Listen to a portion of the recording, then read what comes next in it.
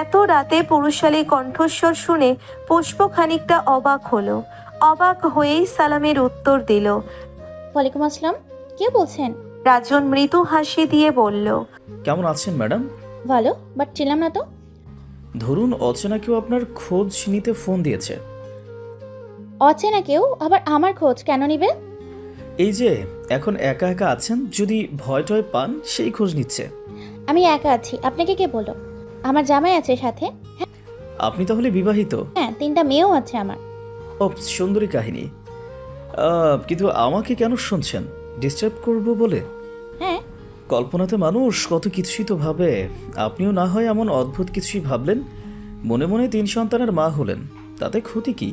কল্পনাতে ভাবলে ক্ষতি কি বলুন? বিয়ের বয়স না হওয়া মেয়েও এখন 3 মেয়ের মা হচ্ছে। পুষ্প বুঝতে পারল তার মিথ্যা অপর পাশের মানুষ অনায়াসে টের পেয়েছে। আর সে অপরিচিত কেউ নয়, নিশ্চয়ই পরিচিত কেউ এভাবে ফোন দিয়েছে। পুষ্প উত্তেজিত কণ্ঠে বলল, এই কে আপনি? সত্যি করে বলুন তো, নাহলে ফোন কেটে দিব এক্ষুনি। রাজন মৃদু হাসল আবারও। মৃদু হেসে বলল, তার আগে বলুন, আপনার খুব একা একা লাগছে তাই না? কেন একা লাগবে কেন? আপনার ঘুমানোর সঙ্গীর বিয়ে হয়ে গিয়েছে, রাতে শুয়ে শুয়ে গল্প করার মানুষটা এখন অন্য কারো বউ। এতদিন যার সাথে বেড শেয়ার করেছেন সে নেই, একা লাগাটা তো স্বাভাবিক। পুষ্পের অবাকের মাত্রা আরো বাড়ল। সে অবাকের চরম পর্যায়ে পৌঁছে কৌতূহল নিয়ে জিজ্ঞেস করলো, আপনি কে বলুন তো সত্যি করে? আমার হাড়ির খবরও জানেন দেখছি, এত খবর কিভাবে জানেন? আপনি যেই হন না কেন, কাহিনী সত্য কিনা বলুন। সত্য। আপনার একাকিত্ব দূর করতে আমি সাহায্য করতে চাই। পুষ্প বেফাস কথা বলে ফেলল, তাচ্ছিল্যের সুরে বলল। রাজন এবার হো হো করে জোরে হাসল। তার হাসির মাত্রা বাড়তে থাকলো। পুষ্প বুঝতে পারল সে মারাত্মক বিশ্রী কথা বলে ফেলেছে। এই হাসিতে তার গায়ে জ্বালা ধরছে। পুষ্প বলল, এমন অদ্ভুতভাবে হাসছেন কেন? রাজন এইবার হাসি থামিয়ে খানিকটা দম নিয়ে বলল, পারমিশন দিলে ধন্য হব ম্যাডাম। এত সুন্দরী মেয়ের পাশে কে না ঘুমাতে চায়? দেখুন, বাজে কথা বলবেন না। আমার ভাইয়াকে বললে আপনার খবর করে দিবে। রাজন বুঝতে পারল আর বেশিক্ষণ পরিচয় না দিয়ে কথা বাড়ালে তার কল এখনই কেটে যেতে পারে। তাই মোলায়েম কণ্ঠে বলল। পায়ের ব্যথা কমেছে ম্যাডাম? তাৎক্ষণিক পুষ্পের মাথায় এলো তার পায়ের ব্যথার কথা তো রাজন ছাড়া আর কেউ জানে না। কণ্ঠটা চেনা চেনা লাগছিল। এইবার শিওর হলো এটা রাজন। পুষ্প এবার হেসে দিল, হেসে জবাব দিল, ও, আপনি? তা আগে বলবেন না? Yes madam. কণ্ঠটাও চিনলেন না? আগে পরে তো ফোন দেননি, তাই চিনব কিভাবে? আমি হলে 7 সমুদ্রের ওপাশ থেকে হলেও আপনার কণ্ঠ ঠিক চিনে নিতাম, এতে কোনো ভুল নেই। তাই নাকি? তা কিভাবে চিনতেন শুনি মশাই? কারণ এই একটা কণ্ঠই আমার হৃদয়ে কঠিনভাবে ধারণ করা। যা হৃদয়ে থাকে তা কি তার মস্তিষ্ক চিনতে ভুল করে ম্যাডাম? তার মানে আমার কণ্ঠ আপনার হৃদয় মস্তিষ্কে ধারণ করা? জি। আপনি মিথ্যা বলছেন। আমি সত্যি বলছি। প্রুফ দিতে পারবেন সত্য বলছেন? হ্যাঁ পারবো। কি প্রুফ চাই? এক্ষুনি আমার সাথে এসে দেখা করে যেতে হবে। ওকে ডান। শুধু শুধু ডান বলে দিলেন, পারবেন আসতে? রাজন কিছুই শুধু শুধু বলে না। হ্যাঁ, তাছাড়া আপনার কচি পায়ের জন্য কষ্ট হচ্ছে, একটু দেখে আসলে মন্দ কি? যার জন্য কষ্ট হচ্ছে খুনটা যদি সে করে, তাকেও ফাঁসি দিবেন অফিসার? রাজন আবার হেসে জবাব দিল। আপনার হয়ে ফাঁসি না হয় আমি নিব। বলেই রাজন ফোন কেটে দিয়ে গায়ের টি শার্টটা চেঞ্জ করে নিল। শ্যামবর্ণ শরীরে জড়ালো বাদামি রঙের একটি টি শার্ট। নিজেকে বেশ পরিপাটিভাবে প্রস্তুত করে নিল। তারপর ফোন করলো কৃষ্ণ নামের একটি ছেলেকে। কৃষ্ণকে সাথে নিয়েই রাজন বের হবে। কৃষ্ণ রাজনের এলাকার ছোট ভাই। রাজনের এই কেসের বিভিন্ন তথ্য আদান প্রদানের জন্য গোয়েন্দা হিসেবে রেখেছে। নিচে গিয়ে রাজন আধা ঘন্টা মতো সময় দাঁড়িয়ে আছে। আধা ঘন্টা পর কৃষ্ণ বাইক নিয়ে এলো। কৃষ্ণকে দেখেই রাজন কিছুটা অবাক হয়ে প্রশ্ন করলো, তোর হাতে এত ফুল কেন? কৃষ্ণ লাজুক চোখে তাকিয়ে বলল, দাদা, পূজার লাল গোলাপ খুব পছন্দের, তাই আনতে গিয়েছিলাম। এই জন্য আধা ঘন্টা দেরি? জি দাদা, এই জন্যই দেরি। রাজন বাইকে উঠে বলল, যেখান থেকে ফুল এনেছিস সেখানে নিয়ে চল। কেন দাদা? আমিও ফুল নিব। কৃষ্ণ ঘটনা কিছু বুঝেও চুপচাপ গাড়ি চালাচ্ছে। রাজন বলল, আর কোনো তথ্য পেলি? দাদা, একটা মাথার খুলি পাওয়া গেছে জেলে পাড়ার গহীন বাগানে। আমার ছোট ভাইরা বাগানে খেলতে গিয়েছিল, সেখানে গিয়ে দেখে এক জায়গায় ভেসে উঠেছে একটা খুলি। রাজন গভীরভাবে কিছু ভাবল, ভেবে বলল, ওখানের মাটি খুঁড়ে দেখিস আর কিছু পাওয়া যায় কিনা। ওকে দাদা। পূর্ণতার সমস্ত সাজগোছের জিনিস ট্রান্সফার হয়ে চলে এসেছে প্রভাতের ড্রেসিং টেবিলের সামনে। আজ সন্ধ্যায় পুষ্প সব সাজগোজের জিনিস এনে সাজিয়ে দিয়ে গিয়েছে। পাশাপাশি কিছু ড্রেসও প্রভাতের আলমারিতে দিয়ে গিয়েছে। পূর্ণতা প্রভাতের ড্রেসিং টেবিলের সামনে বসে আছে, হাতে পায়ে লোশন মাখাচ্ছে। এমন সময় প্রভাত ঘরে প্রবেশ করলো। ঘরে প্রবেশ করেই প্রভাতের নজর গেল ড্রেসিং টেবিলের দিকে। সে ড্রেসিং টেবিলের আয়নায় দেখলো নীল ড্রেস পরে পূর্ণতা বসে আছে। ফর্সা শরীরে নীল কালারটা যেন আরো চমকপ্রদ লাগছে। প্রভাত মোহবিষ্ট আখি চুকালে তাকিয়ে আছে পূর্ণতার দিকে। পূর্ণতাকে যেন আগের চেয়ে এখন অধিক সুন্দর দেখায়। প্রভাত রুমে প্রবেশ করতেই পূর্ণতা আয়নায় প্রভাতকে দেখেছে। প্রভাতকে না দেখার ভান করে পূর্ণতা নিজের কাজ চালিয়ে যাচ্ছে। পুরুষ মানুষ তার পছন্দের নারীর থেকে বেশিক্ষণ দূরে থাকতে পারে না। পূর্ণতা কেমন যেন চুম্বকের মতো প্রভাতকে তার দিকে টানছে। প্রভাত বেশিক্ষণ আর দূরে সরে থাকতে পারল না। ধীরে পায়ে পূর্ণতার দিকে এগিয়ে গেল। পূর্ণতার পিছনে গিয়ে দাঁড়ালো। কোনো লজ্জা, কোনো জড়তা প্রভাতকে আটকাতে পারল না। চোখে মুখে নেশা ধরে গিয়েছে প্রভাতের। পূর্ণতার একদম কাছাকাছি গিয়ে দাঁড়ালো, খানিকটা ঝুঁকলো। তাতে প্রভাতের বুক পূর্ণতার পিঠের সাথে মিশল। প্রভাত পূর্ণতার দুই ঘাড়ে হাত রেখে গলা স্পর্শ করল। পূর্ণতার মাথার উপর প্রভাতের থুতনি। মেয়েদের সবচেয়ে স্পর্শকাতর জায়গা বোধহয় ঘাড়, গলা। স্পর্শ পেলেই সুরসুরি লাগে, শিরশির করে শরীর। পূর্ণতারও তাই হলো। সমস্ত শরীরের লোমকূপ দাঁড়িয়ে গেল। অজানা এক অনুভূতির জন্য শিহরণ বয়ে যাচ্ছে শরীরে। শরীর কেমন ভারী হয়ে এলো। পূর্ণতা কি বলবে বুঝতে পারছে না। সে প্রভাতকে দূরে সরাতে চাইছে কিন্তু পারছে না। প্রভাতের স্পর্শতে এতটা মিষ্টতা সে আগে অনুভব করেনি। আয়নায় দুজন দুজনের দিকে তাকিয়ে আছে, কারো মুখে কোনো কথা নেই। প্রভাত খানিকক্ষণ পর ভারী কণ্ঠে বলল, হাত পায়ে এসব কি মারছো পূর্ণতা? পূর্ণতাও ধীর ভারী কণ্ঠে জবাব দিল। লোশন। প্রভাত দুষ্টু হেসে বলল, আমার পেট খারাপ করতে চাও? আমি লোশন মাখলে আপনার পেট খারাপ করবে কেন? কারণ কিছুক্ষণ পর ওসব আর তোমার গায়ে থাকবে না, যাবে আমার পেটে। আপনার পেটে কিভাবে যাবে? কারণ তোমাকে চুমু দিতে গেলে ওসব আমার পেটে যাবে। কারণ আমি তো শুকনা চুমু পছন্দ করি না, ভেজা চুমু পছন্দ করি। বলেই প্রভাত পূর্ণতার মাথা থেকে থুতনি নামিয়ে আনলো পূর্ণতার ঘাড়ে। অনায়াসে ওষ্ঠ বসিয়ে দিল পূর্ণতার ঘাড়ে। পূর্ণতা নড়ে চড়ে উঠল, কিন্তু প্রভাত ওষ্ঠ সরালো না। চুম্বকের মতো পূর্ণতাকে যেন টানতে শুরু করলো। পূর্ণতা এবার টুল ছেড়ে উঠে খানিকটা দূরে দাঁড়ালো। ঘাড়ে হাত দিয়ে ডলতে ডলতে বলল, এসব কি অসভ্যতা বুঝলাম না। আমাকে মেরে ফেলতে চাচ্ছিলেন নাকি? প্রভাতের ঠোঁটে বিশ্বজয়ের হাসি। নিঃশব্দে হাসতে হাসতে বলল, আদর করছিলাম, ভালো লাগেনি তোমার? আমার তো প্রচুর ভালো লেগেছে, বারবার চাই এমন। পূর্ণতা অগ্নি চোখে তাকিয়ে বলল, না, মোটেও ভালো লাগেনি। ট্রাস্ট মি, একদম বিশ্রী লেগেছে। প্রভাত আবারও দুষ্টু হেসে বলল, অত নড়াচড়া করলে ভালো লাগবে কিভাবে? ফিলিংসের দফা রফা করে ছেড়েছে নড়ে। এই পৃথিবীতে আপনার মতো এত বড় অসভ্যটাই মানুষ আর দ্বিতীয়টা নেই। এত বিশ্রী কথা কিভাবে বলেন? প্রভাত আবারও পূর্ণতার কাছে এগিয়ে গেল ধীর পায়ে। প্রভাত এগিয়ে যেতেই পূর্ণতা পেছনে খানিকটা সরে গিয়ে বলল, একদম আমার কাছে আসবেন না বলে দিচ্ছি। তাহলে তুমি কাছে আসো, এটা গুরুত্বপূর্ণ কথা আছে। কি কথা? দূর থেকেই বলুন। সব কথা দূর থেকে বলা যায় না সোনা। পূর্ণতা কাছু মাছু মুখে বলল, কিছু বলবেন না তো? না, বলবো না, কাছে এসো। পূর্ণতা ওড়নার মুড়ো কচলাতে কচলাতে প্রভাতের কাছে গেল। প্রভাত পকেট থেকে একটা লাল গোলাপ পূর্ণতার দিকে এগিয়ে দিয়ে বলল, আই লাভ ইউ পূর্ণতা। আমার সহজ সরল স্বীকারোক্তি, আমি তোমাকে ভালোবাসি। ভালোবাসার রং লাল, রক্তের রঙও লাল, তাই নিদর্শন হিসেবে তোমাকে লাল রক্তের ন্যায় গোলাপ দিলাম। এটা আজীবন রেখে দিও তোমার কাছে। তোমাকে বাঁচাতে যদি কোনোদিন পৃথিবীতে রক্তের বন্যা বইয়ে দিতে হয়, তাও আমি পিছপা হব না পূর্ণতা।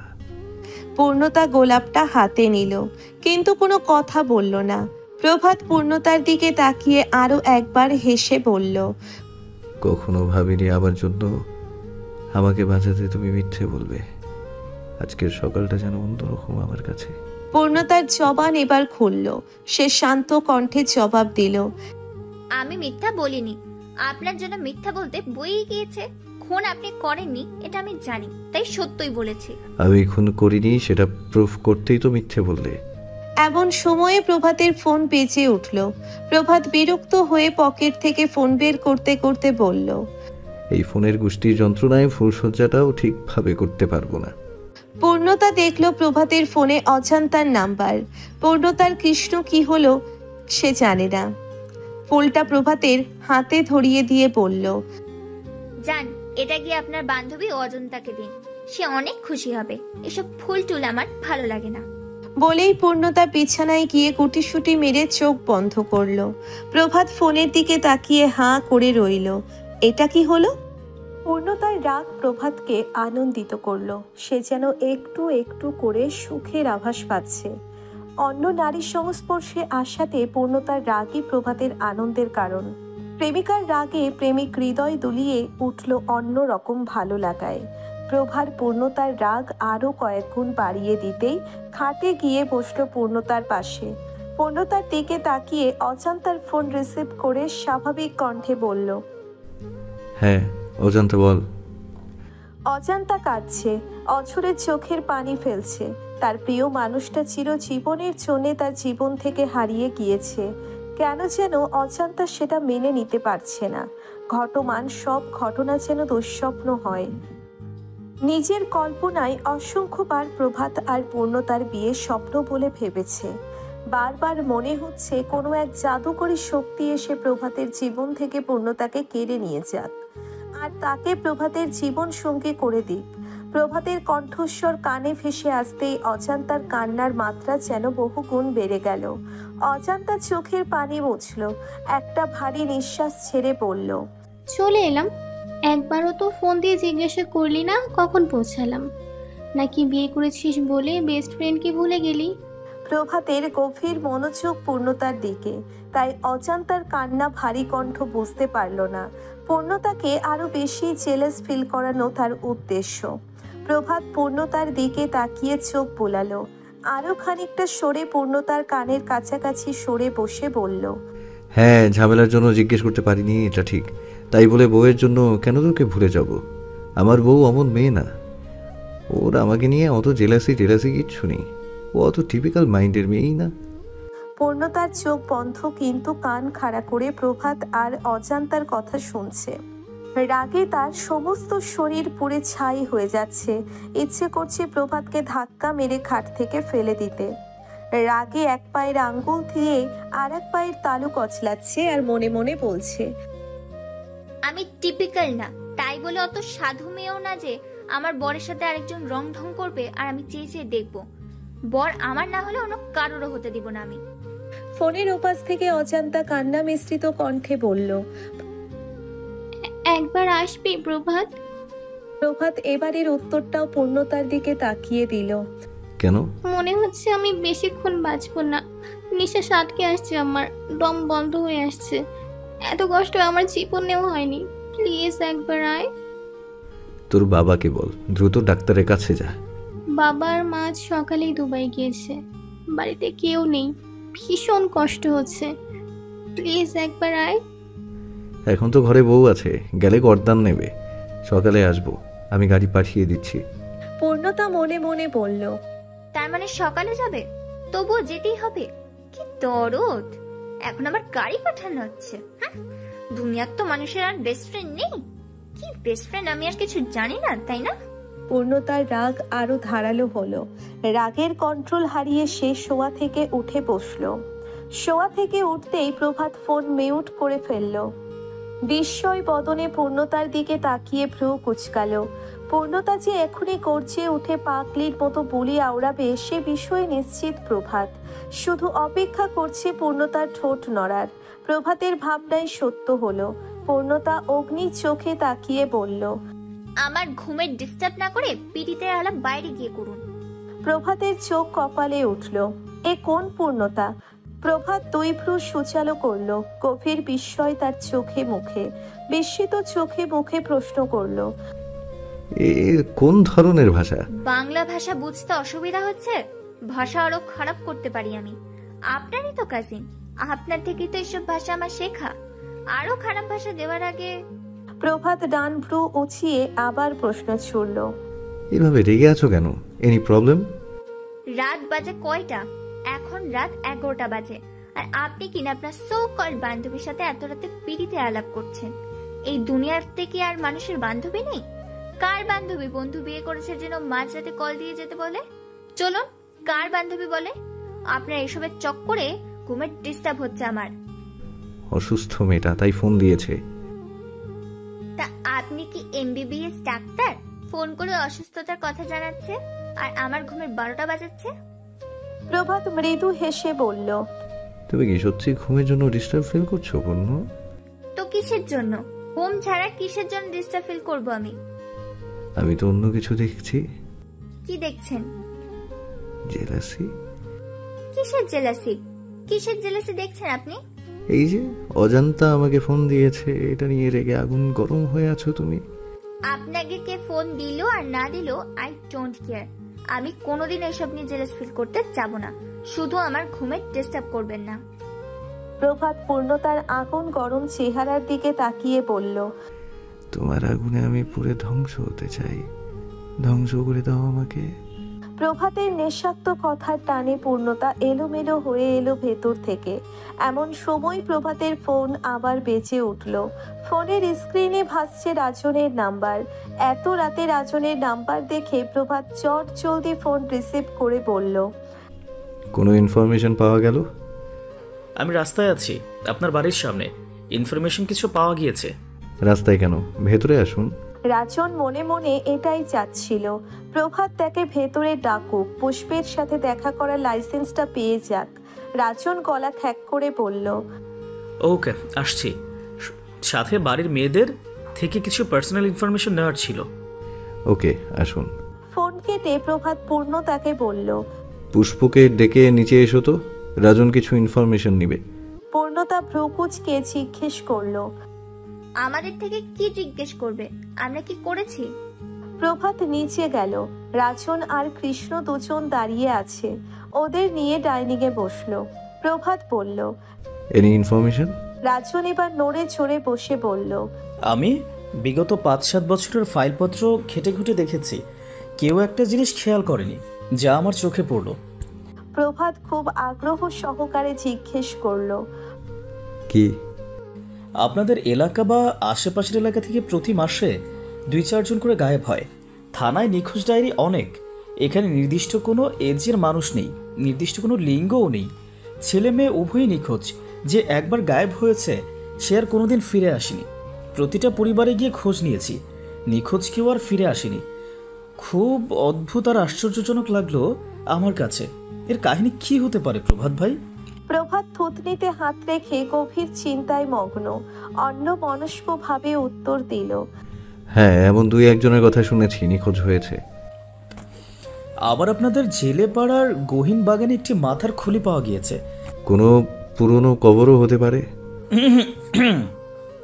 আর একটু ইনভেস্টিগেশন করলেই জানা যাবে। এমন সময় পূর্ণতা আর পুষ্প এসে হাজির হলো। ওদের দেখেই প্রভাত বলল, ভাই, ওরা এসেছে, কি তথ্য নেয়ার নিন। পূর্ণতা প্রভাতের দিকে তাকিয়ে বলল, ব্যক্তিগত ইনফরমেশন কি আপনার সামনে নেবে? পুলিশের কাছে ডিস্টার্ব না করে বের হন এখান থেকে। প্রভাত উঠে দাঁড়ালো, ঠোঁটে মৃদু হাসি। রাজনকে বলল, ভাই, আমার বউকে দেখেন, আপনাকে সাহায্য করার জন্য আমাকে ধমকাচ্ছে। নিন, তথ্য নিন, আমি বাইরে গিয়ে সিগারেট খেয়ে আসি। বলেই প্রভাত হাঁটা দিল। পুষ্প রুম থেকে বলে এসেছে রাজন এত রাতে তার জন্য রিস্ক নিয়ে এসেছে। পূর্ণতা যেন যে কোনোভাবে ওদের কথা বলার সুযোগ করে দেয়। পূর্ণতার রাজনকে ভালো লাগে। পুষ্পের সাথে রাজনের বিয়ে হলে পূর্ণতার চেয়েও বেশি খুশি আর কেউ হবে না। প্রভাত যেতেই রাজন পূর্ণতার দিকে তাকিয়ে বলল। ধন্যবাদ ভাবি।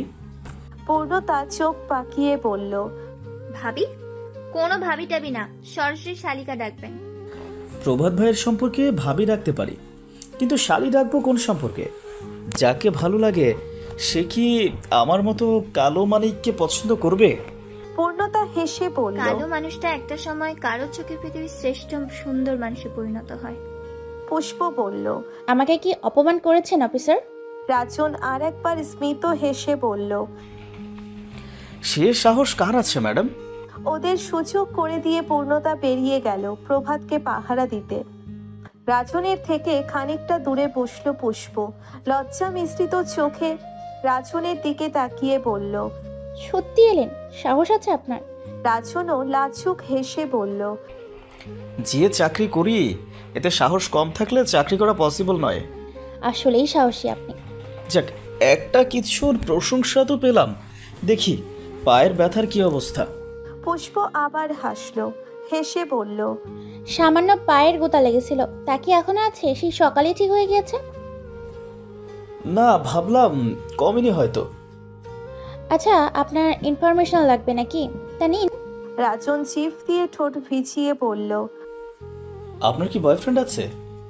না। প্রেম করার ইচ্ছে আছে?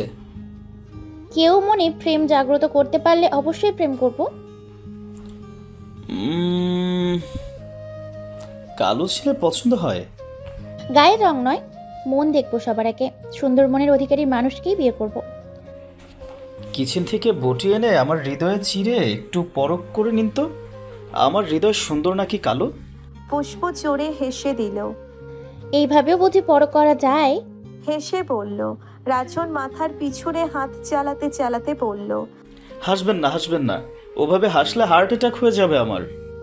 এই ছিল আমার তথ্য পথ্য নেওয়া। হ্যাঁ, আপনার হৃদয়ের কাছে আমার হৃদয়ের দরখাস্ত করে গেলাম।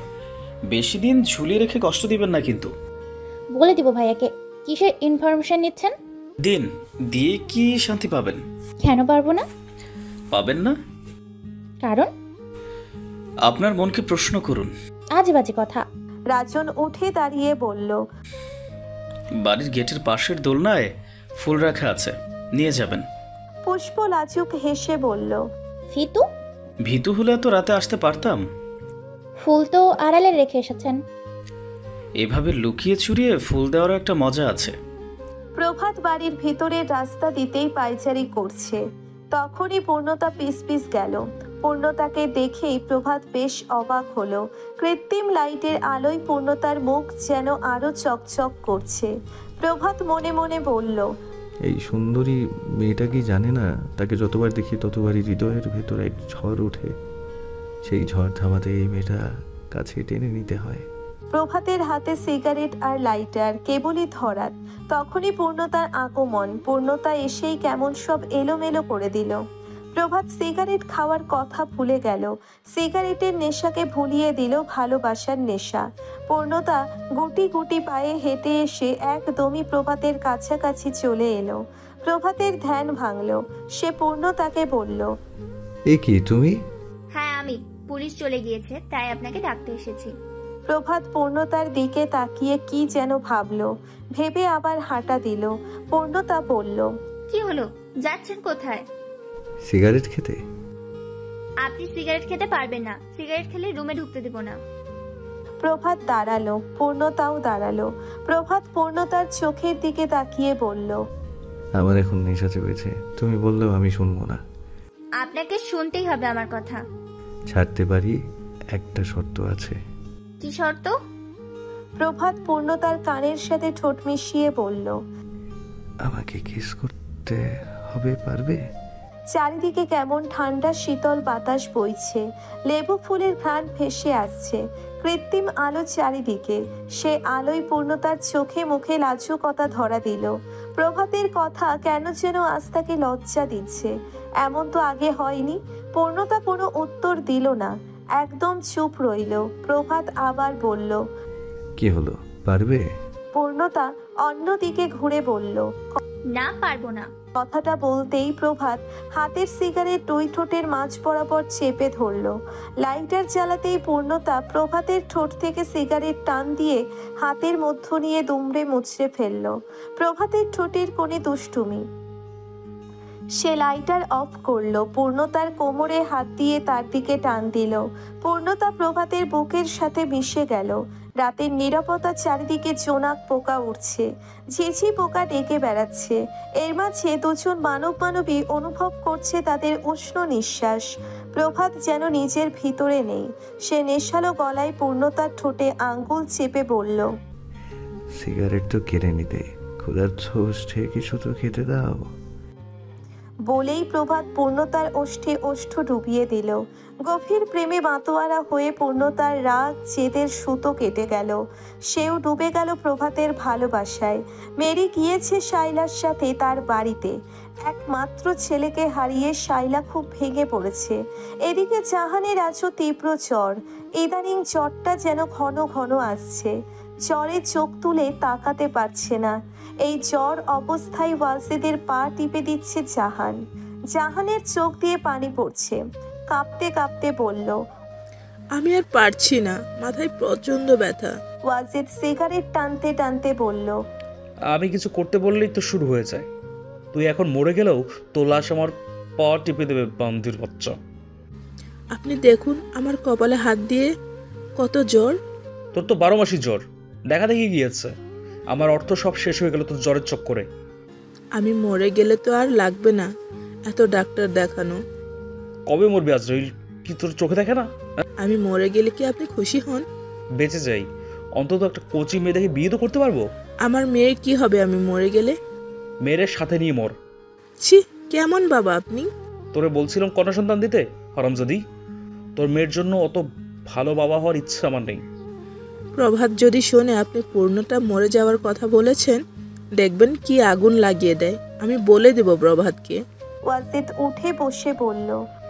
কি বললি? প্রভাতকে বলবি?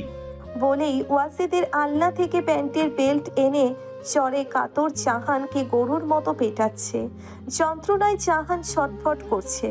সমস্ত পিঠ রক্তাক্ত হয়ে গেল, তবুও ছাড়ছে না। জাহান মা গো মা বলে ওয়াজিদের পা জড়িয়ে ধরে বলল, দোহাই লাগে আমাকে ছেড়ে দেন, আর মারবেন না, আমি মরে যাব, আপনার পায়ে ধরি। ওয়াজিদ কোনো কথা না শুনে পেটাতে থাকলো। এত বেশি মার মারলো জাহান ফ্লোরে গড়াগড়ি করছে আর ছটফট করছে। ওয়াজিদের মারের হাত থেকে রক্ষা পেতে খাটের নিচে গিয়ে লুকালো। সমস্ত ফ্লোরে রক্তের দাগ। ওয়াজিদ খাটের নিচ থেকে জাহানের চুল ধরে টেনে এনে ওয়াজিদের সাথে খুব জোরে ওয়ালের সাথে খুব জোরে ধাক্কা মারলো। জাহান অজ্ঞান হয়ে ওয়াজিদের পায়ের উপর পড়ে গেল। ওয়াজিদ পা সরিয়ে নিয়ে বাইরে চলে গেল। এত বড় ঘটনা ঘটে গিয়েছে কেউ জানে না। সকাল 8টা বেজে গিয়েছে। পূর্ণতা আর পুষ্পের ভোরে ঘুম থেকে ওঠার অভ্যেস নেই। জামেলা প্রভাতের ঘরের দরজায় এসে টোকা দিয়ে চিৎকার দিয়ে বলল, পূর্ণতা লজ্জা শরমের কি মাথা খাইছিস? বাড়িতে বাপ আর চাচা থাকতে ওর নিয়ে এত বেলা করে ঘুমোস কি করে? জামেলার ডাকা ডাকিতে ঘুম ভাঙলো ওদের। প্রভাত আগে উঠে এলো। দরজা খুলে জামেলাকে বলল, বাপ আর চাচারও তো বউ আছে, তারা বোঝে না ছেলে নতুন বিয়ে করলে কয়টা পর্যন্ত ঘুমায়? আর দাদা কয়টা পর্যন্ত ঘুমাতো? আমাদের আমলে এইসব ছিল না। ওসব ছিল না তা ছেলে মেয়ে জন্ম দিলে কিভাবে? মেশিনের সাহায্যে? বেশরম হয়ে যাচ্ছ তুমি দাদু ভাই। ওকে রাখছো কেন? ও এখন এবারের বউ, রান্না বান্না করতে হবে। আজ থেকে বড় সব রান্না পূর্ণতা করবে। খেয়ে কাজ নেই, আমার বউ রান্না করবে? আমার সুন্দর বউ কালো হয়ে যাবে না? বউ কি শোকে যে তুলে দেখার জিনিস? না, হৃদয়বন্দি করে রাখার জিনিস। এসবে কি পেট ভরবে? পেটে খাবার যেতে হবে। আমার বউ আমাকে রাতে অনেক চুমু দিয়েছে, আমার পেট ভরা। তোমাদের ব্যবস্থা তোমরা করো। পূর্ণতা উঠে এসে প্রভাতের দিকে তাকিয়ে রাগী কণ্ঠে বলল, অসভ্য। রেগে যাচ্ছ কেন? পূর্ণতা ঝাঝালো কণ্ঠে বলল, এসবই তো চেয়েছিলেন আপনি, আমাকে বিয়ে করে বন্দি করে রেখে বাড়িতে অত্যাচার করা। উদ্দেশ্য সাকসেস। খুশি? আমি যাচ্ছি রান্না করতে। তোমাকে অত্যাচার নয়, তোমার অর্ধাঙ্গ হয়েই থাকবো। চলো আমিও যাবো রান্নাঘরে। জামিলা বলল, এবাড়ির ছেলে রান্না করে গেলে মান সম্মান আর কিচ্ছু থাকবে না। এক আকাশ সমান রাগ অভিমান নিয়ে জীবনে প্রথমবার আজ পূর্ণতা রান্নাঘরে প্রবেশ করেছে। যে বাড়িতে এতদিন মেয়ে বলে রাজরানী ছিল, বিয়ে হতে না হতেই বাড়ির বউ বলে খারাপ আচরণ শুরু হয়েছে। আজই তাকে বুঝিয়ে দেওয়া হলো সে এবাড়ির বউ, তাকে বেলা করে ঘুমানো মানায় না। এবাড়ির বউরা থাকে পায়ের নিচে, তাছাড়া তাদের আর অন্য কোথাও মানায় না। এ পরিবারের মানুষদের এসব আচার আচরণের জন্য পূর্ণতা প্রভাতকে বিয়ে করতে রাজি ছিল না। রান্নাঘরে দাঁড়িয়ে চোখের পানি ফেলছে পূর্ণতা। রান্না বান্নার কিছুই সে জানে না, আগে পরে কখনো রান্না করেনি, কিভাবে কি করবে কিছুই বুঝতে পারছে না। চৌধুরী বাড়িতে প্রতিদিন সকালে কয়েক প্রকার রান্না হয়, বিশেষ করে মাছের পদই করা হয় 5-6 রকমের। বাড়ির পুরুষেরা সকালে পেট পুড়ে খেয়ে কাজে বেরিয়ে যায়। মেরি আর চাহান দুজন মিলে রান্না করে, সাথে কাজের মহিলা থাকে। জয়নাব যাওয়ার পর নতুন একজন কাজের মহিলা এসেছিল, সে জয়নাবের গল্প শুনে ভয়ে চলে গিয়েছে। চৌধুরী বাড়ি এই মুহূর্তে একটা আতঙ্কের নাম। পূর্ণতা চারিদিকে তাকিয়ে থম মেরে রইল, কিভাবে কি শুরু করবে টের পাচ্ছে না। ভাতের চাল দেবে কতটুকু অনুমান করতে পারছে না, কোন সবজির সাথে কোন মাছ সেটাও অনুমান করতে পারছে না। তার আম্মুকে যে ডাকবে তাও ডাকতে পারছে না, হয়তো তার বাবার সাথেই আছে। এমন সময় প্রভাত রান্নাঘরে প্রবেশ করলো। প্রভাতের পরনে কালো একটা 3/4 প্যান্ট, সাথে কালো কালার দেওয়া একটা গেঞ্জি। জীবনে প্রথমবার আজ প্রভাত রান্নাঘরে পা রেখেছে, এর একমাত্র কারণ পূর্ণতা। প্রভাতকে দেখে পূর্ণতা খোঁচা মেরে থমথমে কণ্ঠে বলল, কি ব্যাপার? চৌধুরী বাড়ির ছেলে রান্নাঘরে কেন? মান ইজ্জত তো সব যাবে। বলেই পূর্ণতা রাগে ছুরি দিয়ে লাউ কাটতে শুরু করলো। পূর্ণতার রাগ আর অভিমানের কারণ প্রভাত বুঝতে পারল। 3/4 পকেটে হাত গুজে বলল, চৌধুরী বাড়ির বউ রান্নাঘরে আসতে পারে, তার অর্ধাঙ্গ হিসেবে আমি আসলে প্রবলেম কি? চৌধুরী বাড়ির ছেলেরা তো রাজপুত্র, আর তাদের বউরা দাসী। দাসীদের রান্নাঘরে মানায়, রাজপুত্রদের তো মানায় না। যার সাথে সারা রাত বেড শেয়ার করতে পেরেছি তার সাথে রান্নাঘর কেন? জাহান্নামেও যেতে পারবো। আপনাদের মুখে এসব শুনলেও হাসি পায়। তুমি নিজেকে কখনো দাসী ভাববে না পূর্ণ, তুমি আমার হৃদয়ের রানী। তোমাকে দাসী নয়, মাথার মুকুট বানিয়ে রাখবো আমি। প্লিজ আপনি এখান থেকে যান, ভালো লাগছে না আমার। প্রভাত এবার পূর্ণতার পাশে গিয়ে দাঁড়ালো। পূর্ণতার দিকে ভালোবাসার দৃষ্টি মেলে বলল, দূরে যেতে বললে আরো বেশি কাছে আসবো। কাছে আসলেই কি দূরত্ব কমবে? দূরে ঠেলে দিলেই কি ভালোবাসা কমবে? এখান থেকে যান আপনি, না হলে লাউয়ের বদলে আপনাকে কেটে ফেলবো। কথাটা বলতে বলতেই লাউ কাটতে গিয়ে হাতে খানিকটা লেগে পূর্ণতার হাত কেটে গেল, সাথে সাথে লাল রক্ত গড়িয়ে পড়ল। পূর্ণতা উহু শব্দ করে প্রভাতের দিকে ফ্যালফ্যাল দৃষ্টিতে তাকালো। পূর্ণতার হাতে রক্ত দেখেই প্রভাত চমকালো। প্রভাতের মাথা কাজ করলো না, সে তুফানের বেগে ছুরিটা দূরে ফেলে দিয়ে পূর্ণতার আঙ্গুল ধরে মুখে পুরে দিল। পূর্ণতা খেয়াল করলো প্রভাতের চোখে কেমন যেন যন্ত্রণা। প্রভাত নাম না জানা এক যন্ত্রণায় ভুগছে। পূর্ণতার হাতের রক্ত যেন প্রভাতের কষ্টের কারণ। পূর্ণতা অবাক চোখে প্রভাতকে দেখছে। এই মানুষটা কি সত্যি তাকে এতটাই ভালোবাসে? প্রভাতকে কেমন অস্থির আর উত্তেজিত দেখাচ্ছে। পূর্ণতা আচমকা প্রভাতের ডান গালে হাত রাখলো, শান্ত কণ্ঠে বলল, কি হয়েছে আপনার? এমন করছেন কেন? প্রভাত কেমন অস্থির কণ্ঠে বলল, খুব লেগেছে তাই না? পূর্ণতা শান্ত কণ্ঠে বলল, কিছুটা, কিন্তু আপনি এমন করছেন কেন? প্রভাত পূর্ণতার 2 গালে হাত রেখে বলল, আমার পূর্ণ, তুমি আমার অনেক সাধনা করে পাওয়া অমূল্য রত্ন। তোমাকে আঘাত পেতে দেখলে যন্ত্রণায় চূর্ণবিন্ন হয় আমার হৃদয় আকাশ। আমি আমার নিজের সাথে প্রতিজ্ঞা করেছিলাম কোনোদিন তোমাকে যন্ত্রণা পেতে দিব না, তবুও যন্ত্রণা পেলে। আমার এতটাও লাগেনি চৌধুরী সাহেব। যতটা লেগেছে অতটাই আমাকে জর্জরিত করছে পূর্ণ। চৌধুরী বাড়ির সেই হুঙ্কার দেওয়া বাঘটা আজ বিড়ালের মতো হয়ে গেল কেন? চৌধুরী বাড়ির আঙিনার সবচেয়ে সুন্দর ফুল পূর্ণকে পেতেই চৌধুরী বাড়ির বাঘ আজও পরাজিত। আমি তো অসাধারণ কেউ নই, সাধারণ। তবুও কেন? পৃথিবীর সবার চোখে সাধারণ নারীটাই প্রভাত চৌধুরীর চোখে পৃথিবীর সবচেয়ে সুন্দরতম অসাধারণ নারী, প্রভাত চৌধুরীর হৃদয়ের রানী। পূর্ণতার চোখ কেমন ছলছল করে উঠল।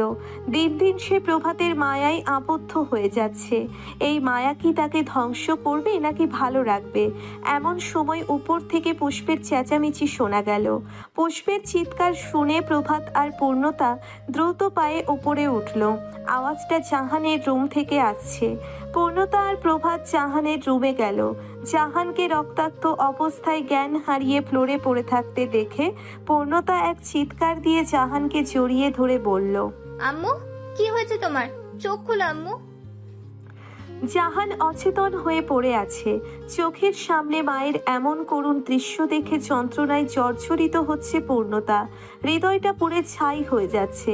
জ্বরে কাতর মায়ের শরীরে অসংখ্য বেল্টের দাগ, শরীরের নানা জায়গা কেটে রক্ত বের হচ্ছে। পূর্ণতা সহ্য করতে পারছে না নিজের মায়ের এমন আঘাতপ্রাপ্ত শরীর দেখে। পূর্ণতা উন্মাদের মতো কাঁদতে কাঁদতে বলছে, আম্মু, আমি পারলাম না ওই জানোয়ারের হাত থেকে তোমাকে বাঁচাতে। ভেবেছিলাম এই বাড়ি থেকে চিরদিনের জন্য কোথাও চলে যাব, আর তোমাকে মুক্ত করবে অশান্তির জীবন থেকে, একটা সুস্থ জীবন দেব।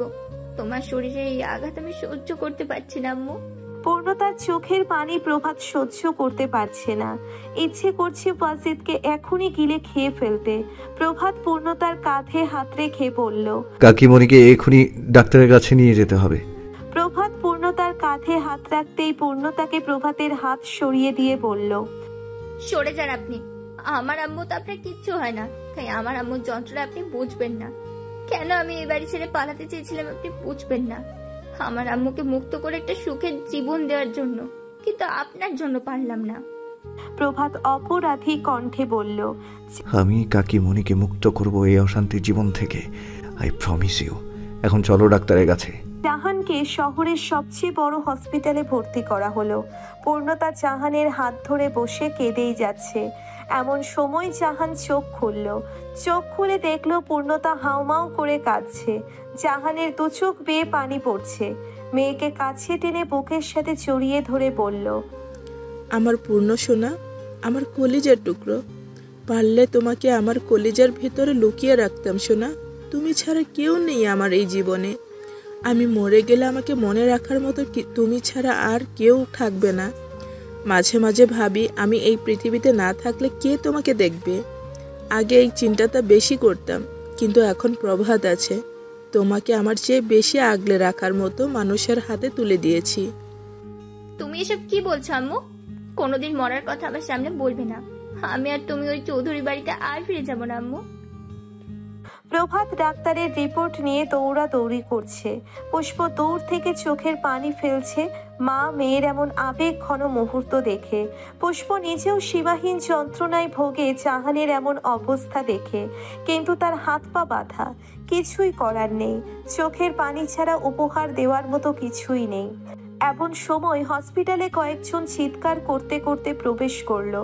একদল মানুষ দৌড়াদৌড়ি করতে প্রবেশ করছে, সাথে পুলিশও আছে। পুষ্প খেয়াল করে শুনলো তারা বলা বলি করছে, এমন ভালো ছেলেটার মাথা কে কেটে রেখে গেল, আর দেহটাই বা কোথায় গেল। পুষ্পের গা ছমছম করে উঠল। সজলের কথা মনে পড়ল। সজলের তো এভাবে মাথা পাওয়া গিয়েছিল। পুষ্প সাথে সাথে রাজনের নাম্বার ডায়াল করলো। রাজনের ফোন বাজছে। রাজন ওয়াশরুমে। কৃষ্ণ ডেকে বলল, রাজন দাদা, আপনার ফোন বাজছে। রিসিভ করে বল যে আমি গোসলে আছি। আচ্ছা দাদা। কৃষ্ণ ফোন রিসিভ করতেই ফোনের ওপাশ থেকে সুন্দর চিকন একটি কণ্ঠস্বর বলে উঠল, আমি পুষ্প বলছি। কৃষ্ণ লাফিয়ে উঠে বলল, আরে বৌদি, কেমন আছেন? পুষ্প ভ্রু কুচকালো। কে ফোন রিসিভ করলো? বৌদি ডাকছে কেন? সে কি রং নাম্বার ডায়াল করলো? পুষ্প খানিকটা অবাক গলায় বলল, বৌদি মানে? আমি আপনার দেবর বৌদি, নাম কৃষ্ণ, রাজন দাদার ছোট ভাই। দাদা বলেছে যেদিন আপনি দাদাকে ভালোবাসবেন ওই দিন দাদা আমার আর পূজার বিয়ের খবরটা দিবে। আপনি রাজি হয়ে যান বৌদি। পুষ্পের এবার হাসি পেল। বলল, আপনার জিএফও আছে? হ, আছে। আমি অনেক ভালোবাসি বৌদি তাকে। নিজের চাইতেও বেশি ভালোবাসি। রাজন ওয়াশরুম থেকে বেরিয়ে এসে বলল, পারলে মাইকিং করে বল আমি পূজারে অনেক ভালোবাসি। দে ফোন দে, দেখি কার ফোন। রাজন ফোন নিয়ে পুষ্পের নাম্বার দেখে খানিকটা অবাক হলো। পুষ্প তো তাকে ফোন করে না। রাজনের ঠোঁটের কোণে মিষ্টি হাসি ফুটল। মিষ্টি হেসে বলল, ব্যাক করছি আমি। রাজন চাইছে কৃষ্ণকে বিদায় দিয়ে পুষ্পের সাথে গল্প করবে। রাজন কৃষ্ণকে হুকুম দিল, যা যেখানে মানুষের মাথা পেয়েছিলি ওখানে গিয়ে মাটি খুঁড়ে দেখ আর কিছু পাস কিনা। পূজা কম কর আপাতত, মনে হচ্ছে আশেপাশে কি ঘটছে টের পাচ্ছি না। কৃষ্ণ লাজুক হেসে বলল, সব করবো দাদা, খালি আমার আর পূজার বিয়ে। যা দিয়ে দিব বিয়ে। জেলেপাড়ার নদীর কূলে ভীষণ গহীন বাগান। সে বাগানেই ভেসে উঠেছে একটি মাথার খুলি। কৃষ্ণ 2 ঘন্টা যাবৎ সেই জায়গা কোদাল দিয়ে মাটি খুঁড়ছে। মাটি খোঁড়ার হুকুম রাজনী দিয়েছে। মাটি খুঁড়তে খুঁড়তে কৃষ্ণ দেখল অসংখ্য মাথার খুলি। দেখেই কৃষ্ণের গা ছমছম করে উঠল। এত মাথা কোথা থেকে এলো? এমন সময় পূজা একটা টিফিন বক্স আর পানির পট নিয়ে হাজির হলো। কৃষ্ণের মাটি খুঁড়তে খুঁড়তে ক্ষুধা লাগতে পারে ভেবে খাবার নিয়ে এসেছে। পূজাকে দেখে কৃষ্ণ একটু অবাক হয়ে বলল, এই কি, তুমি এইখানে? পূজা মাটি খোঁড়া জায়গায় অসংখ্য মাথার খুলি দেখে ভয় পেয়ে চিৎকার দিল। পূজার চিৎকারে কৃষ্ণ গিয়ে পূজাকে জড়িয়ে ধরে বলল, কি হয়েছে পাগলিটার? এইসব কি? দূর, এনে কেউ ভয় পায়? পূজা বলল, তুমি এসব ঝামেলায় জড়াচ্ছ কেন কৃষ্ণ? আমার কিন্তু ভয় করছে। এইসব ঝামেলায় জড়াচ্ছি তো তোমার জন্যই। আমার জন্য কেন? রাজন দাদার পাশে থাকলে আমার ভয় কিসের? তোমাকে পালিয়ে নিয়ে বিয়ে করলে সে আটকাবে আমাকে। তোমার বাপ কোনো মামলা দিলে রাজন দাদা আটকে দিবে। মামলা থেকে বাঁচতে তুমি এই পথ বেছে নিয়েছো? হ্যাঁ, তোমাকে নিয়ে সুখের ঘর সংসার করতে চাই। তুমি তো আর জানো না তোমাকে আমি কত ভালোবাসি। এখন অনেক ভয় করে কলেজে গিয়ে যদি কোনো শিক্ষিত পোলার প্রেমে পড়ো। তুমি এসব কি বলো? এতই যখন ভয় আমাকে বিয়ে করে নাও, আমি আর কলেজ যাব না। না না, তোমাকে শিক্ষিত হতে হবে। আমার বউ চাকরি করবে। যাও, পুরোহিত ডেকে আনো তুমি আগে। রেগুলার বলো আমি কার সাথে ভেগে যাব। পুরোহিত লাগবে না, মানুষও লাগবে না। এই বাগানে নিশ্চিন্তে ফুলসজ্জা করে ফেলতে পারবো। কি যা তা বলছো? দাঁড়াও, তোমাকে সিঁদুর পরিয়ে দিচ্ছি। কৃষ্ণ কোদালে আঙুলের পোঁচ দিল। পূজা চেঁচিয়ে উঠে বলল, কি করছো তুমি? কৃষ্ণ হাসল। হেসে আঙুলের সেই রক্ত পূজার সিঁথিতে দিয়ে বলল, সিঁদুর পরে দিচ্ছি পূজা। আজ থেকে তুমি আমার বউ। কাল কোনো এক মন্দিরে গিয়ে বিয়েটা পরে আসবো ভালো করে। তাই বলে নিজের হাতটা এভাবে কাটলে? তোমার জন্য জান দিলেও বা কি পাগলি। খাবার এনেছো, খাইয়ে দাও তো। পূজা খিচুড়ি নিয়ে এসেছে। কৃষ্ণের গালে তুলে খাইয়ে দিতে দিতে বলল, আমার খুব ভয় করছে কৃষ্ণ, তুমি এইসব ঝামেলায় জড়িও না। কিচ্ছু হবে না আমার, একদম কিচ্ছু না। তোমার কিছু হলে আমি একদম মরে যাব। রেগুলার এই শহরে মানুষের কাটা মাথা পাওয়া যায়। তুমি অজান্তে এই ঝামেলায় জড়িয়ে পড়লে কবে না জানি ওরা তোমার ক্ষতি করে। তোমার ভালোবাসা আমার বিশাল বড় পাওয়ার। গায়ে 100 পুরুষের শক্তি পায়। কেউ কিছু বলতে আসলে পেরে উঠবে না। পূজা রূপবতী একটা মেয়ে, কৃষ্ণ অধিক কালো একটা ছেলে। লেখাপড়া জানে না। পূজা কলেজে পড়ে। তেল আর জলের মতো পার্থক্য। তবুও পূজা কৃষ্ণকে নিজের চাইতে বেশি ভালোবাসে। গহীন অরণ্য, নির্জন রাত, চারিদিকে ছিছি পোকার ডাক, শেয়ালের ডাক ভেসে আসছে চারিদিক থেকে। চারিদিক যেন অশরীর মেলা বসেছে, হাতছানি দিয়ে ডাকছে চারিদিকে। জেলেপাড়ার গহীন অরণ্য টর্চ জ্বালিয়ে হাঁটছে রাজন আর কৃষ্ণ। জুতার নিচে শুকনো পাতার মরমরে শব্দ মৃদু আওয়াজ তুলছে। কৃষ্ণ থেকে থেকে কেঁপে উঠছে আর রাজনের শার্ট খামচে ধরছে। রাজন কৃষ্ণের কাণ্ড দেখে হেসে উঠে বলল, তুই নিজেই ভূতের মতো সারা রাত বাগানে ঘোরাঘুরি করিস। হ্যাঁ, তোর আর পূজার সাক্ষী বাগানের প্রতিটা কর্নার, আর আজ ভয় পাচ্ছিস? দাদা, তখন কি আর জানতাম ওই বাগানে শত শত মাথার খুলি আছে? জানলে আমি কোনোদিনই আসতাম না। পূজার সাথে প্রেম করতেও আসতি না? না দাদা। প্রেম করতে গেলে কি আর মনে ভয় রাখলে হয় গাধা? দাদা, আপনি যদি দেখেন তাহলে আপনি নিজেই ভয় পাবেন। কয়টা খুলি হবে? দাদা, অগণিত। কেউ মনে হয় ম্যাগনেট পুঁতে রেখেছে, না হলে নিশ্চয়ই ভূতের কারখানা। ভূতের কারখানা তো আছেই, বেশ শেয়ানা ভূত, কিন্তু ভূতের আস্তানায় তো চলে এসেছি, শুধু ভূত ধরা বাকি আর কি। সত্যি কি ভূত দাদা? এই ভূত সেই ভূত না কৃষ্ণ। এত এত মানুষের প্রাণ যে নিয়েছে, সে রাজনের বাপ হলেও রাজন ছেড়ে দিবে না।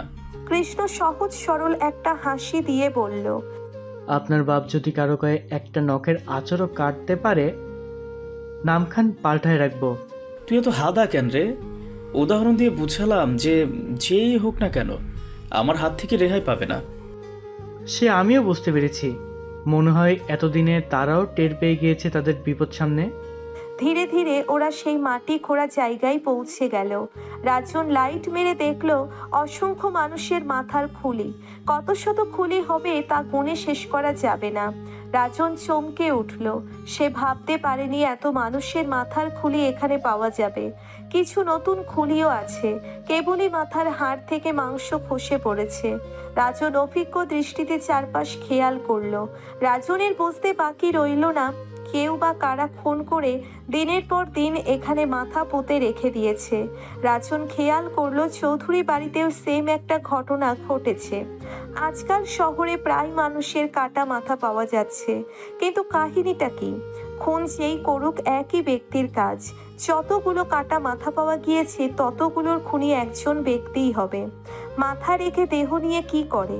গভীর কোনো রহস্য আছে। খুব বড় কোনো কিলার হয়তো এই কাজগুলো রাতের আধারে করছে। কৃষ্ণ ভয়ে ভয়ে বলল, রাজন দাদা, আমার কিন্তু অনেক শখ পূজারি নিয়ে সংসার করার। এইসব কাজে আমি আর জড়াবো না। কবে কি আমাকে এইভাবে জবাই দিয়ে দিবে, আমার পূজা একা হয়ে যাবে। তোর কল্পনায় কি সারাক্ষণ পূজাই থাকে? দাদা, আমি আর পূজা আমাদের মেয়ের নামও ঠিক করে ফেলেছি। রাজন কপাল কুঁচকাল, কিন্তু অন্ধকারে দেখা গেল না। সে কপাল কুঁচকে বলল, তোদের মেয়ে কোথা থেকে এলো?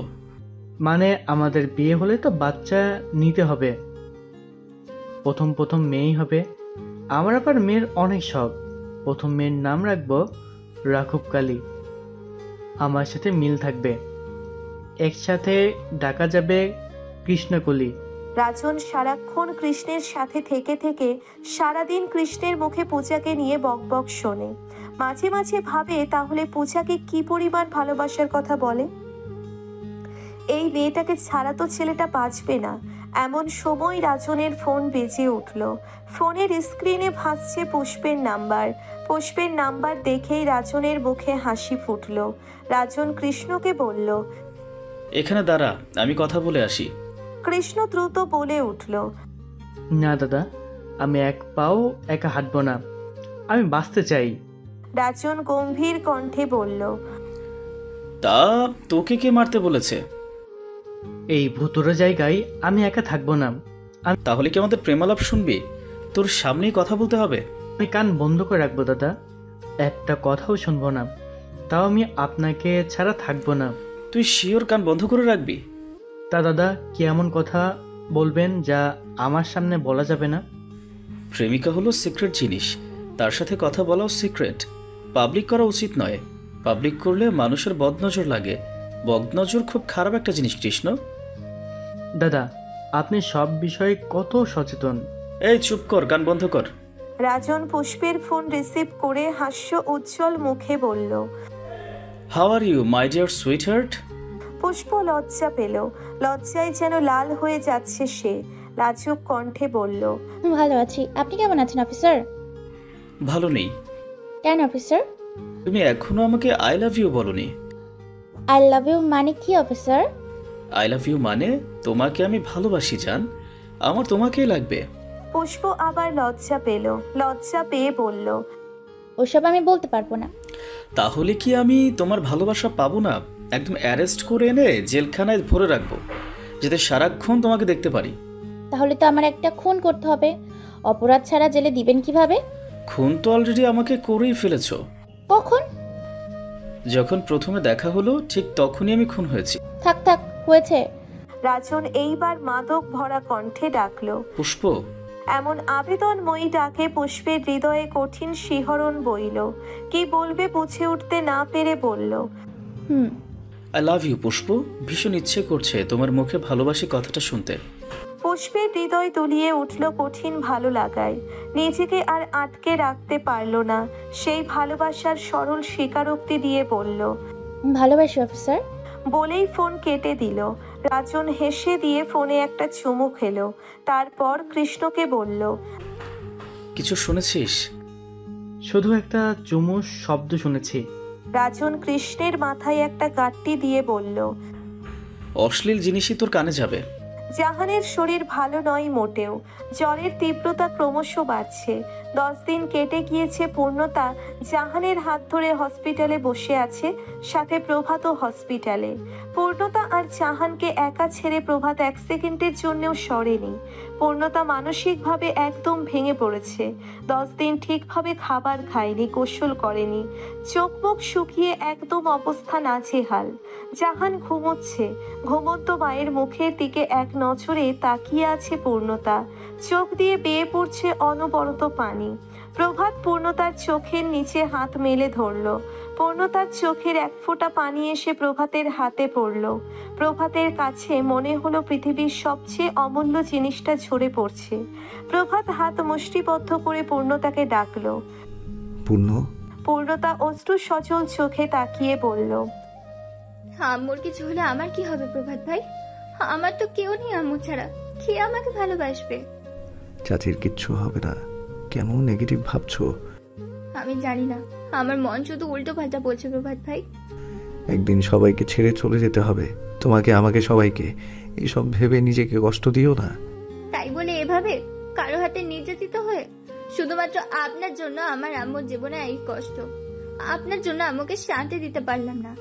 আপনি আমাকে বিয়ে না করলে তো আম্মুকে নিয়ে পালিয়ে যেতে পারতাম। প্রভাত পূর্ণতার কাঁধে হাত রেখে বলল, পূর্ণতা চলো। পূর্ণতা প্রভাতের কথার মানে না বুঝে বলল, কোথায়? বাড়িতে চলো। আম্মুকে কার কাছে রেখে যাব? আম্মু এসেছে, আম্মু আজ রাতে থাকবে। তুমি চলো, বাড়ি গিয়ে ফ্রেশ হব। তুমি চলো, বাড়ি গিয়ে ফ্রেশ হবে। আম্মুকে রেখে যেতে ইচ্ছা করছে না। সকালে আবার আসবো, চলো। মেরি আজ রাতে জাহানের কাছ থেকে গেল। প্রভাত পূর্ণতাকে নিয়ে চলে গেল। প্রভাত পূর্ণতার হাত চেপে ধরে বাড়িতে প্রবেশ করলো। ওয়াজেদ আর ওয়াসিল 2 ভাই গল্প করছে। আজ তাদের গেস্ট হাউসে গেস্ট আসবে, সেই নিয়ে আলাপ করছে। দেখে মনে হচ্ছে খুব গুরুত্বপূর্ণ আলোচনা। প্রভাত বাড়িতে প্রবেশ করতেই ওয়াসিল বলল, তোমাকে 2 দিন ধরে ফোন দিচ্ছি, বাড়িতে আসছো না কেন? প্রভাত 2 ভাইয়ের দিকে আজ চোখে তাকিয়ে জবাব দিল, আমাকে কেন ফোন দিচ্ছিলে? গেস্ট হাউসে গেস্ট আসবে, তোমার সাথে আলোচনার দরকার আছে। প্রভাত ওয়াসিলের দিকে খানিকটা বিরক্ত কণ্ঠে বলল, আমার বউ হসপিটালে, আর আমি বাড়িতে কি করব? ওয়াসিল এদিক ওদিক তাকিয়ে বলল, লজ্জা শরম কি ধুয়ে গিয়েছে তোমার? তোমার পাশে বসে থাকা তোমার ভাইকে জিজ্ঞেস করো, তার কি বিন্দুমাত্র লজ্জা আছে? নিজের বউকে মেরে হসপিটালে পাঠিয়েছে, একটাবার দেখতে যায়নি। ওয়াসিল গটমট হয়ে বলল, মহিলা মানুষের আঁচল ধরে বেড়াবে নাকি তোমার মতো? প্রভাত তাচ্ছিল্যের সুরে বলল, আমি আমার বউয়ের আঁচল ধরে ঘুরি, তোমাদের মতো অন্য মহিলাদের আঁচল ধরে ঘুরি না। ওয়াসিল আবার বলল, তুমি যাও, ফ্রেশ হয়ে নিচে এসো। প্রভাত ওয়াজেদের দিকে তাকিয়ে বলল, ওয়াজেদ চাচা, আপনার সাথে এইবার আমার কঠিন বোঝাপড়া আছে। আপনার জন্য পূর্ণতার চোখে পানি, পূর্ণতার চোখের পানির কারণ যে হবে তাকেই জাস্ট ফিনিশ করে দেব। ওয়াজেদ প্রভাতের দিকে তাকিয়ে বলল, আমি আমার বউয়ের গায়ে হাত তুলেছি, তাতে তোমার কি? পারলে তুমিও তোমার বউয়ের গায়ে হাত তোলো, আটকাচ্ছে না তো কেউ। আমার বউ এবং আপনার বউ কারো গায়ে হাত তুলতে পারবেন না আপনি। তাহলে হাত দুটো এবার আস্ত থাকবে না, প্রমিস চাচা। আপনার মেয়ে আমার কলিজার টুকরো, নইলে বোঝাতাম চাচা আমি কি জিনিস। আপনি অন্যের মেয়ের গায়ে হাত তোলেন, আপনার মেয়ের গায়ে হাত তুললে কেমন লাগে ঠিকই বুঝাতাম। ওয়াজেদ পূর্ণতার দিকে তাকিয়ে বলল, তা তোলো, নিষেধ করেছে কে? প্রভাত পূর্ণতার গলার উপর দিয়ে হাত দিয়ে পূর্ণতাকে বুকের সাথে মিশিয়ে ধরে বলল, যদি কোনোদিন গায়ে হাত তুলি সেদিন আপনার গায়ে হাত তুলব, রেডি থাকেন, তাতে যে পাপ হয় হবে। বলেই পূর্ণ তাকে কোলে তুলে নিল। পূর্ণ তাকে কোলে তুলে ওয়াজেদ আর ওয়াসেলের দিকে তাকিয়ে বলল, কিভাবে বউকে ভালোবাসতে হয় তা আমার থেকে শিখে রাখুন, কাজে লাগবে। ওয়াসেল বলল, কি আশ্চর্য, নির্লজ্জ, কি করছো এসব? আমার বউয়ের হাঁটতে কষ্ট হচ্ছে তাই কোলে নিলাম। বাবা চাচার সামনে? তোমরা ছেলের সামনে অন্য মহিলাকে কোলে তুলে নাও, তখন লজ্জা লাগেনি? আমি তো নিজের বউকে কোলে নিয়েছি। বলেই প্রভাত সিঁড়ি বেয়ে উপরে উঠে গেল। পূর্ণতা প্রভাতের গলা জড়িয়ে ধরে বলল, এসব কি করছেন আপনি? প্রভাত পূর্ণতার দুই গালে চুমু দিয়ে বলল, ওদের ধোলাই দিলাম, বিনিময়ে কিছু দাও। পূর্ণতা গোল গোল চোখে তাকিয়ে বলল, কি দিব? প্রভাত দুষ্টু হেসে বলল, বেশি কিছু না, যা দিলাম তাই ফেরত দাও। পূর্ণতা রাগী চোখে তাকিয়ে বলল, জীবনেও না। সিগারেট খাওয়া ঠোঁটে আমি কিস দিতে পারবো না। ও শিট, আমি গালে চুমু চেয়েছিলাম, ঠোঁটে তো অবশ্যই করিনি। সিগারেট খাওয়া গালে আমি চুমু দিব না কোনোদিন। যাই হোক, সিগারেট খাওয়া গালে আমি চুমু দিব না। পূর্ণতার বাচ্চা সুলভ কথায় প্রভাতের ভালো লাগলো। সে আবারও দুষ্টু হাসলো। আচমকা পূর্ণতার মসৃণ পেটে হাত রাখলো। প্রভাতের এমন স্পর্শে পূর্ণতা বজ্রের ন্যায় চমকালো। শরীর শিরশির করে উঠল। শরীরের সমস্ত লোমকূপ দাঁড়িয়ে গেল।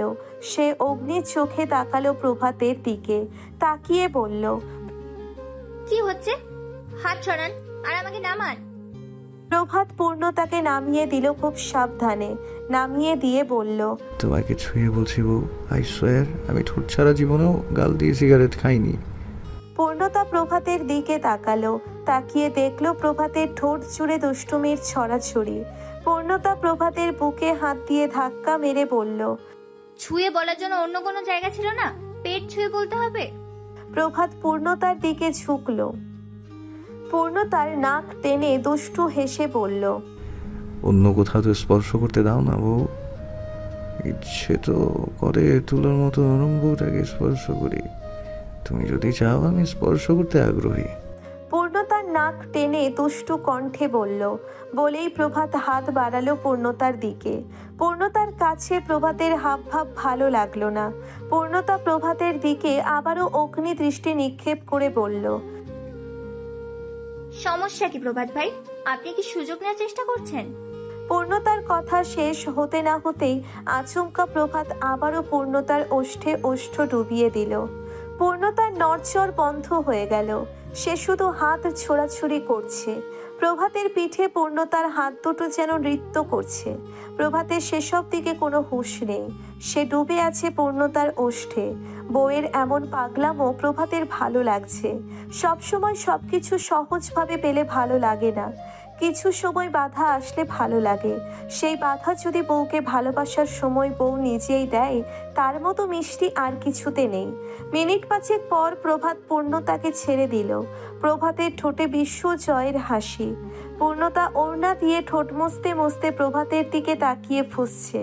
প্রভাত মাথার পিছনে হাত দিয়ে চুলকাতে চুলকাতে বলল, নিহাত বাচ্চাদের মতো কথা বলার জন্য ভেজা চুমু দিলাম। পূর্ণতা ফুঁসে উঠে বলল, মানে? সুযোগ নিতে চাইবো কেন? বউ আমার, এতে সুযোগ নিয়ে আর কি আছে? পূর্ণতা আবারও ফুঁসে উঠে বলল, আপনার তো মতলব সুবিধার নয়। ভুলেও কাছে আসার চেষ্টা করবেন না। ওকে, আসবো না। তবে আবারও যেন তোমাকে দেখে ফিলিংস না আসে। যদি কোনো ফিলিংস আসে খবর আছে আজ তোমার। পূর্ণতা রাগে কটমট হয়ে বলল, অসভ্য, অভদ্র, অশালীন পুরুষ মানুষ কোথাকার। প্রভাত আবারও হাসলো। হেসে রুমে প্রবেশ করলো। পূর্ণতাও রুমে প্রবেশ করলো। প্রভাত ড্রেসিং টেবিলের সামনে দাঁড়িয়ে হাতঘড়ি খুলতে খুলতে বলল, আমি আগে যাচ্ছি সাভারে, আমার জাস্ট 5 মিনিট লাগবে। তোমার তো ঘন্টা 1 লেগে যাবে। পূর্ণতা আলমারি খুলে প্রভাতের দিকে একটা ট্রাউজার আর গেঞ্জি ছুঁড়ে মেরে বলল, দ্রুত যান।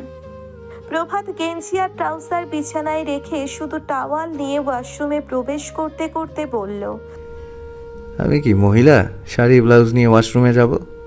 পূর্ণতা প্রভাতের দিকে তাকিয়ে বলল, প্রায় জঘন্য রকমের অশালীন ব্যক্তি। 10 মিনিট পরে প্রভাত সাদা টাওয়াল পরে ওয়াশরুম থেকে বের হলো। প্রভাতের একটাই কাজ, সেটা হলো পূর্ণতাকে জ্বালানো কথা বলা। ওয়াশরুম থেকে বের হয়েই বলল, পূর্ণতা, তুমি যদি আমার মতো এভাবে বের হতে পারো, আমি তোমাকে আগামী 10 দিন স্পর্শ করব না। এভাবে দেখলে আমার আর কিচ্ছু লাগবে না। পূর্ণতা প্রভাতের দিকে অগ্নি চোখে তাকাতে তাকাতে শাওয়ারে ঢুকলো, কারণ জানে প্রভাত তাকে আরও 10টা অসভ্য কথা বলার প্র্যাকটিস করেই ওয়াশরুম থেকে বের হয়েছে। পূর্ণতা ওয়াশরুমের দরজা লাগাতে গিয়ে দেখলো ছিটকিনি ভাঙা। দেখে মনে হচ্ছে কেবলই ভাঙা। পূর্ণতার কৌতূহলী মন প্রশ্ন করলো, হসপিটালে যাওয়ার আগে তো ছিটকিনি ভালো ছিল, ভাঙলো কখন? পূর্ণতা দরজা খুলে দেখলো প্রভাত আয়েশি ভঙ্গিতে ডিভানে বসে ফোন স্ক্রল করছে।